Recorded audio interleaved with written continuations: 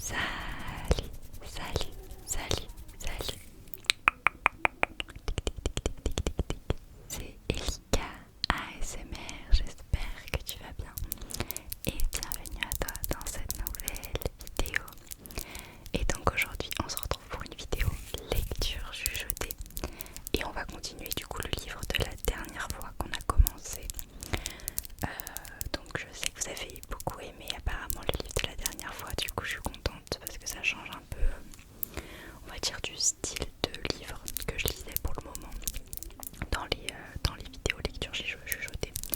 Donc je suis trop contente. Donc pour rappel, c'est le livre La diagonale des reines de Bernard Werber.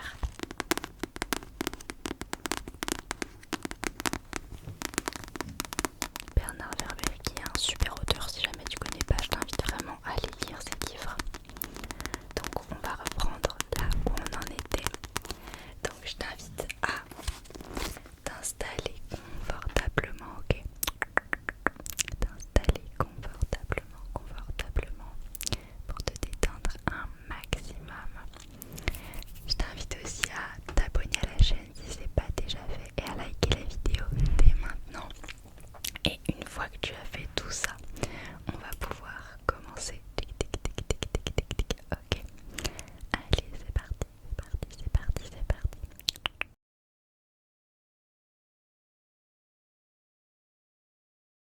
Ok, donc pour rappel, on suit l'histoire de Monica et de Nicole. Donc ces deux femmes, deux filles qui ont le même âge, parce que pour le moment on s'en était arrêté quand elles ont à peu près 12 ans il me semble. Donc on va continuer leurs histoires. Nicole O'Connor inspire profondément. La mer toute proche ajoute une sensation de fraîcheur légèrement iodée. Le soleil irise maintenant les effiloches de nuages de 1000 reflets qui lui remplissent les yeux. La vallée prend une couleur rose et sur sa droite la falaise est recouverte de nuées de mouettes joyeuses. Son père expire une nouvelle bouffée de cigare, regarde sa montre puis annonce: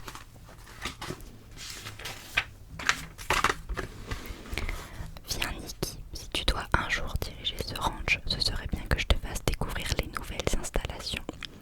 Il pénètre dans le grand hangar où les hauts vins se font tondre par des ouvriers. Au-dessus du cycle du ranch, représentant 3 moutons, apparaît la devise «L'union fait la force». L'odeur animale est forte, poivrée et en même temps âcre. Elle observe étonnée le rituel qui consiste à faire avancer les animaux dans un couloir de barrières métalliques. Des hommes en salopette de jeans les saisissent l'un après l'autre pour les renverser sur le flanc et les tondre méthodiquement. Nicole constate que les ovins paraissent soulagés d'être débarrassés de leur masse de laine. Une fois tondus, ils gambadent joyeusement pour retrouver leurs congénères déjà allégés. On dirait des clients qui sortent satisfaits de chez le coiffeur, tu ne trouves pas, dit Rupert. La laine, c'est là que vient notre fortune. C'est encore un produit très demandé et nos moutons ont la plus belle laine du monde. Tu sais, je possède même des moutons de race mérinos qui valent chacun plus de 10 000 $ australiens. Elle hoche la tête en signe d'appréciation. Et après, dit-elle, après quoi? Qu'est-ce qui leur arrive ensuite à nos moutons? Nous gérons aussi leur fin de vie, mais ça ne va pas t'intéresser. Je veux savoir ça aussi. Il fronce le sourcil, dévisage sa fille, puis, après une hésitation, la guide vers un autre bâtiment à l'arrière du terrain, derrière une haute haie d'arbustes feuillus serrés. Un premier groupe de moutons y est traité. On leur met en guise de bouche d'oreille une plaque de plastique avec un numéro et un code barre. En guise de boucle d'oreille, pardon. En guise de bouche d'oreille, moi. Donc en guise de boucle d'oreille, une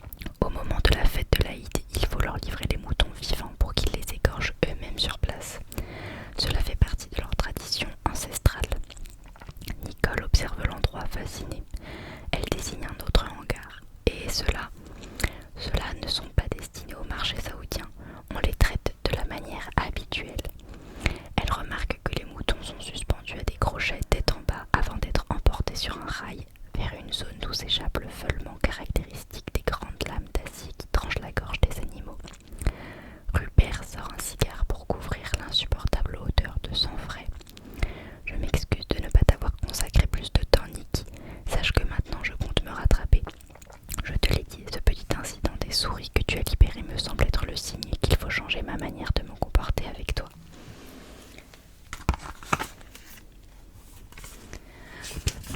Tu as ta place ici au Rock. Je te promets d'être plus disponible pour toi. À ce moment retentit la sonnerie du téléphone. Rupert s'éloigne pour décrocher, écoute, puis annonce à sa fille en posant une main sur le micro du combiné. Désolé, c'est important, je te laisse avec Joshua, c'est notre meilleur berger. Tu sais, le cow-boy avec un grand chapeau à peau de serpent. Donc on passe à un autre chapitre. Et voilà le grand jour. Vous allez élire votre délégué de classe. Je propose que les deux élèves qui se sont déclarés candidates exposent les raisons de voter pour elle. Monica, tu veux commencer? L'adolescente brune aux yeux argentés se place devant le bureau et s'exprime face aux élèves en les fixant un par un. Vous me connaissez, c'est moi qui ai les meilleures notes de la classe. Elle a une voix qui impose immédiatement le respect. Elle parle calmement et en détachant chaque syllabe. Si vous m'élisez, je vous garantis d'utiliser toute mon intelligence pour défendre les intérêts de la classe. Je ferai tout pour être la meilleure déléguée et je ne ménagerai pas mes efforts pour faire évoluer les choses selon l'intérêt de chacun. Je vous écouterai les uns après les autres pour connaître vos désirs et vos griefs. Et si l'on doit tenir tête à l'administration de ce collège, vous pouvez compter sur moi pour lutter. Donc je n'ai qu'une chose à dire. Votez pour moi car je suis la plus sérieuse.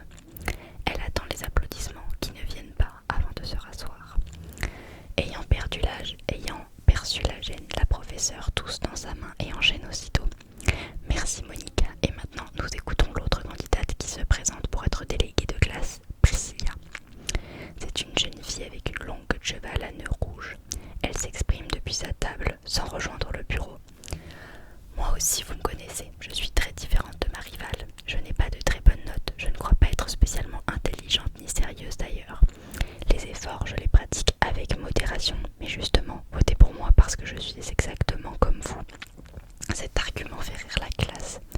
Forte de son succès, Priscilla ajoute « En tout cas, moi je défendrai nos intérêts sans donner des coups d'extincteur dans l'entrejambe de mes camarades. » Monica affiche un air agacé qui augmente encore l'hilarité générale. Puis, sous la supervision de la professeure qui réclame le retour au calme, les élèves votent en mettant un papier avec un nom dans un chapeau. Une fois tous les élèves retournés à leur place, la professeure procède au dépouillement. Sur 35 votants, je compte 24 bulletins pour Priscilla, 3 bulletins pour Monica et 8 bulletins blancs. Notre nouvelle déléguée de classe sera donc Priscilla. Celle-ci se lève et esquisse une révérence de reconnaissance en direction de ses camarades qui l'applaudissent. On change à nouveau de chapitre. Nicole est revenue se balancer dans le rocking chair du patio face à la mer. Le berger Joshua descend de sa monture et se dirige vers elle. Il enlève son chapeau de cow-boy et s'essuie le front avec son foulard. Elle lui propose une citronnade, mais il préfère aller se chercher une canette de bière fraîche. Puis il s'assoit et dit « Eh bien, Miss Nicole, je crois que tout le monde ici est ravi que vous soyez revenue, moi le premier. Votre père parle si souvent de vous. Il ne tarit pas d'éloges quand il vous décrit. Vous avez vraiment à ses yeux toutes les qualités. Enfin, c'est peut-être l'aveuglement d'un père, mais je voulais vous le dire. » Le border collie ayant achevé son travail avec les moutons, il accourt vers la jeune fille, sort la langue et agite frénétiquement la queue. Elle le caresse et l'animal est ravi. Vous connaissez déjà bien ce chien, n'est-ce pas, Miss Nicole? Mao, je jouais avec lui quand j'étais petite. On me l'a offert quand j'avais 4 ans. Mais ça fait longtemps que je ne suis pas venue, il a l'air content de me revoir. Ça me fait plaisir qu'il ne m'ait pas oublié. L'animal lui lèche la main d'une longue langue molle sans cesser de remuer la queue. Il reconnaît votre odeur. Les chiens ont beaucoup de mémoire, surtout les border collie. Vous saviez que de toutes les races de chiens, ce sont les plus intelligents. Cela donne une idée à Nicole qui se rend aussitôt dans les appartements privés du ranch et en rapporte un lapin rose en peluche très abîmé. Dès qu'il le voit, le chien émet des jappements joyeux. Elle lance le jouet. Mao fonce aussitôt, attrape la peluche dans sa gueule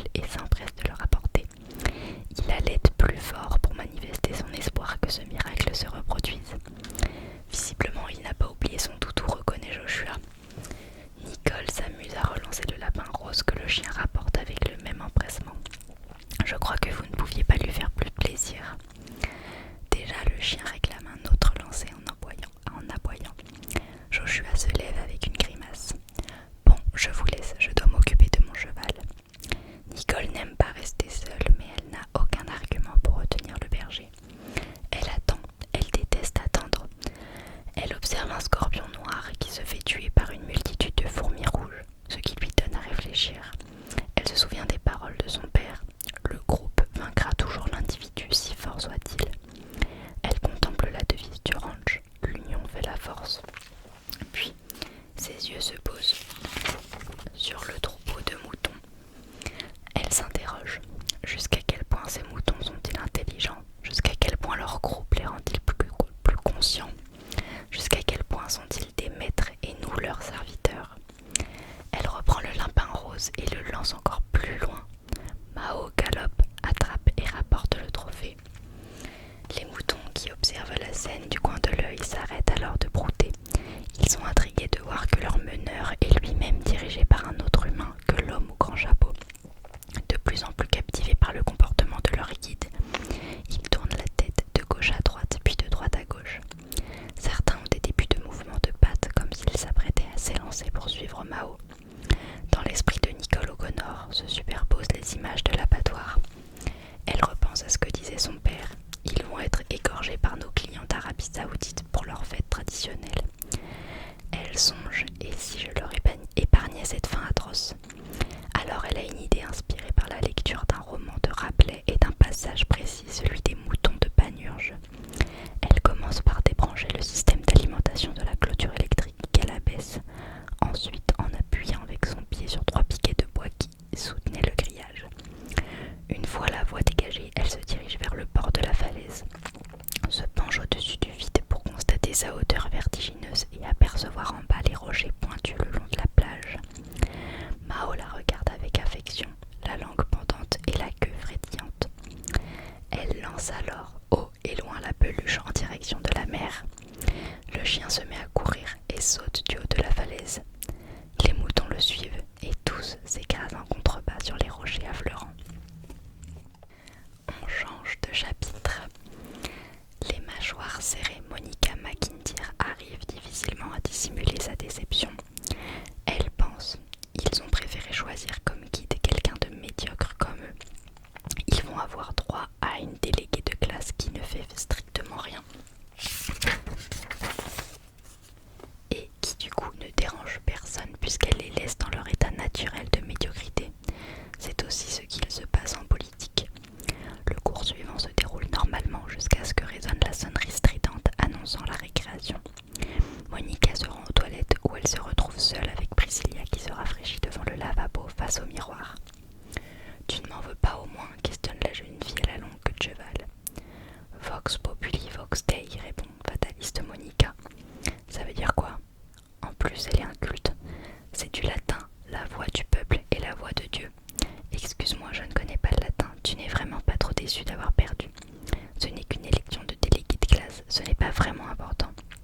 Priscilla se mouille une dernière fois le visage puis demande « Mais tu considères qu'ils auraient mieux fait de voter pour toi parce que tu as de meilleures notes que moi, n'est-ce pas? Après tout, tu es la première de la classe et moi je suis parmi les derniers. Je sais être fair-play, tu as su mieux que moi trouver les arguments pour les convaincre. » Priscilla la regarde fixement avant de souffler dans un soupir désabusé. En plus, tu n'es pas seulement plus intelligente, tu es aussi beaucoup plus belle que moi. Au moins, elle est observatrice. Tu es très belle toi aussi, Priscilla, dit Nicole tout en songeant dans un genre différent. Pour tout avouer, j'avais peur que tu m'en veuilles personnellement. En plus, elle insiste. Non, ça va. Je te trouve vraiment extraordinaire, tu sais. Et là, en plus, j'admire ton flegme face à l'échec. C'est au tour de Monica, après avoir hoché la tête en signe de réconciliation, de se passer de l'eau sur le visage. Pendant quelques secondes, les deux jeunes filles échangent des regards. Dans ce cas, on peut considérer que nous sommes amis, demande encore Priscilla. Bien sûr. Quelques secondes passent. Soudain, Monica attrape Priscilla par derrière en lui serrant le cou et la plaquant au sol. Puis elle sort un cutter de sa poche dont elle déploie dans un bruit de cliquetis la lame tranchante. Elle lève haut l'arme d'une main, puis attrape sa queue de cheval de l'autre et d'un geste sec tranche les cheveux cheveux dépassant du nœud de velours rouge. On change à nouveau de chapitre. Cela sent la laine fraîchement coupée. Ils sont dans la zone de tonte. Rupert O'Connor allume son Roméo et Julieta et lâche quelques bouffées nerveuses. Je peux savoir ce qui t'a pris. Devant le silence de sa fille, il hésite à se mettre en colère mais n'y parvient pas. Alors il se contente d'annoncer le bilan. À cause de cet incident, nous avons perdu 215 moutons et notre formidable chien Mao.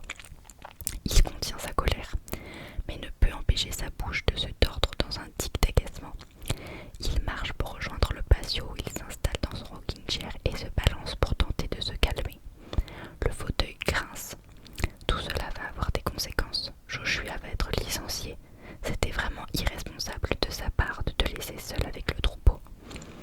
Nicole s'assoit dans un fauteuil proche. Rupert O'Connor tourne la tête pour ne pas la regarder dans les yeux. Et accessoirement, peut-on savoir pourquoi tu as fait ça? Elle n'ose pas dire que c'est pour leur éviter l'abattoir ou d'être égorgée en Arabie Saoudite. Elle répond: ton discours sur l'intelligence collective m'a vraiment beaucoup intriguée. Je voulais savoir si les moutons auraient au dernier moment un réflexe de survie. Il écrase son cigare d'un geste sec dans le cendrier. Mais enfin, tu te rends compte de ce que tu as fait? Elle baisse la tête. 215 moutons, sans parler de Mao, notre chien adoré. Il se lève, mais conserve les yeux rivés sur l'horizon, comme s'il ne se sentait pas capable d'affronter le regard de sa fille. Sache que toute action a une conséquence. Même une petite action peut avoir une grande conséquence, surtout quand il y a beaucoup de gens concernés. Il secoue la tête comme pour s'ébrouer. Tu dois réfléchir avant d'agir. Tu dois prévoir ce que va entraîner le moindre de tes actes. Comment te faire comprendre ça? Il continue de fixer l'horizon, puis soudain a une idée. Suis-moi. Il la précède à l'intérieur de leur maison en direction du salon. Va chercher un dictionnaire dans la bibliothèque. Tu sais pourquoi j'ai baptisé notre chien Mao? C'est un chef d'État chinois, non? Mao Tse-tung est l'homme qui a guidé non pas plusieurs milliers, ni même plusieurs millions, mais au final plus d'1 milliard d'êtres humains. Et tous ont eu leur vie améliorée grâce à lui. Il doit être très fort. Mao utilise tout simplement la force du groupe. Tu connais notre devise, l'union fait la force. Mao a favorisé l'union des petits pour renverser les grands. Grâce à lui, les gens du peuple ont chassé les empereurs et les mandarins qui vivaient en les exploitant comme des esclaves. Les Chinois sont sortis du Moyen-Âge et de la famine pour devenir instruits et avoir accès à la médecine moderne. Mao a développé l'industrie, l'agriculture, a construit des routes, des barrages hydroélectriques. Et tu vois, maintenant, la Chine est en plein essor. À mon avis, d'ici 50 ans, la Chine sera la première puissance mondiale devant les Américains et les Européens. Et ce sont les Chinois qui dicteront leurs lois à tous les autres peuples. Et tout ça grâce à Mao, grâce à un homme qui a su percevoir la pensée globale de son troupeau humain et qui sait depuis le motiver, le servir, le guider dans la bonne direction.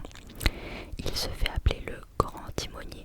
Il aurait pu tout aussi bien s'appeler le grand berger. En tout cas, c'est la preuve que les masses, lorsqu'elles sont unies et bien guidées, surpassent le talent des particuliers. D'ailleurs, dans ma jeunesse, je ne t'en ai jamais parlé, mais j'ai milité dans un mouvement communiste. En Australie, non, en France. C'était quand j'étais étudiant à Paris dans les années 1950. Nous étions une centaine seulement et nous avions l'impression de pouvoir renverser le monde comme Mao l'a fait en 1949. J'ai d'ailleurs tenté à mon retour ici de monter un parti communiste australien. J'ai eu du mal à réunir beaucoup de gens. Le protestantisme et le capitalisme ont corrompu les esprits. Tu peux m'expliquer? Demande-t-elle, trop contente de pouvoir faire diversion après l'incident de la falaise. Les protestants pensent que Dieu aime les gagnants et les capitalistes pensent qu'il faut créer une compétition pour que les plus forts surpassent les plus faibles. Deux visions égoïstes qui ont généré la pauvreté et l'exploitation abusive de la masse ouvrière.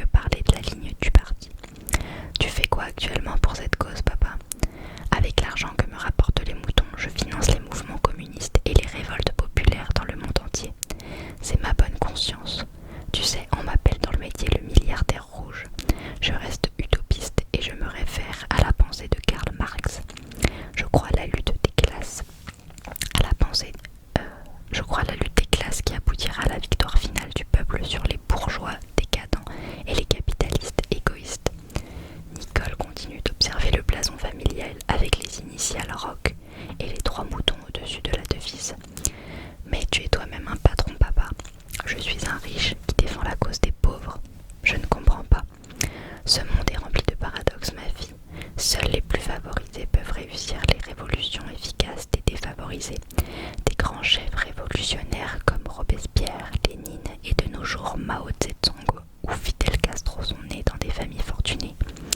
Cela ne les a pas empêchés de guider les foules d'exploiter pour éliminer les exploiteurs. La jeune fille reste dubitative. Ce n'est pas parce que tu es la fille d'un homme riche qu'il t'est interdit de défendre la cause des pauvres. Bien au contraire, il faut avoir envie de se battre pour eux. Ensuite, ils t'aimeront, et vu leur nombre, plus rien ne les arrêtera vers la victoire finale. Crois-moi, ma fille, l'avenir est au troupeau de moutons. Il s'enfonce alors songeur dans son fauteuil avant de s'adresser de nouveau à l'adolescente avec gravité. C'est important que tu comprennes tout ça, Nicole. Tu sais, j'ai choisi ton prénom exprès. C'est une référence à Nike, la déesse grecque de la victoire. C'est elle qui a inspiré la marque de chaussures Nike. Parfaitement. Nike, la victoire de Elaos, qui signifie le peuple, donc en grec Niklaos, ou Nicole peut se traduire par peuple victorieux. Tu m'as donné ce prénom pour que je m'intéresse aux troupeaux d'humains, surtout aux stratégies liées à la gestion des troupeaux d'humains. Il rallume son cigare nerveusement, puis soudain se lève et rapporte un échiquier et une boîte. Il en sort des pièces qu'il dispose face à face, noir contre blanc. Tiens, je vais t'apprendre à jouer aux échecs. J'ai été champion quand j'étais au lycée, ça m'a laissé quelques souvenirs. Nicole marque immédiatement un grand intérêt pour l'enseignement que lui prodigue son père. Elle intègre très vite les règles de base, le déplacement particulier de chaque pièce. Au bout de quelques minutes seulement, elle commence à trouver du plaisir à manipuler ce qu'elle considérait au départ comme de simples petites figurines de bois. Elles deviennent dans son esprit les personnages d'une pièce de théâtre. Rupert et Nicole jouent plusieurs parties d'affilée. Plus elle joue, plus l'adolescente tente des coups aventureux comme si elle testait des scénarios. Rupert est agréablement surpris que sa fille se passionne aussi rapidement pour un jeu usuellement destiné aux garçons. Une fois qu'il estime que Nicole en maîtrise la pratique, il s'attelle à lui en enseigner les ouvertures. C'est la manière de commencer en disant bonjour, précise-t-il. Il n'y a au début que 10 possibilités d'agir, les 8 pions et les 2 cavaliers. Mais ensuite, on passe à des millions de combinaisons possibles sur les coups suivants. Il lui apprend comment développer sa petite armée de pièces pour tenter d'occuper le centre. Puis, il poursuit en lui expliquant quelques moyens d'achever les parties. C'est une façon de finir pour dire au revoir. Nicole O'Connor est totalement concentrée. Et maintenant voici un coup de débutant, mais qui marche souvent si l'autre ne le connaît pas. Rupert O'Connor lui montre alors un enchaînement de 4 coups. Nicole est émerveillée devant la simplicité et l'efficacité de cette tactique. Cette combinaison a un nom. Elle se nomme le coup du berger. Comme Nicole a peur que ce nom rappelle l'affaire de la falaise et des moutons, elle décide de ne plus parler et de se focaliser sur les parties suivantes. Rupert O'Connor est rassuré de voir sa fille captivée par ce jeu. Il y a 2 styles. Soit on fait une guerre offensive en tentant des coups surprises fulgurants. Cela s'appelle le style romantique. Soit on fait une guerre lente qui consiste à étouffer progressivement l'adversaire sans qu'il puisse se défendre étonnamment. Cela se nomme le